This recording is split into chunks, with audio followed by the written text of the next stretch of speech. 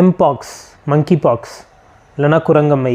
So இதுதாங்க இப்போதைக்கு WHO சொல்கிறோம் பார்த்தீங்களா. ஸோ அவங்க கொடுத்துருக்குற வார்னிங் என்னென்னா, அடுத்ததாக இது இந்த தொற்று உலக அளவில் பரவல் ஏற்படுத்தலாம்.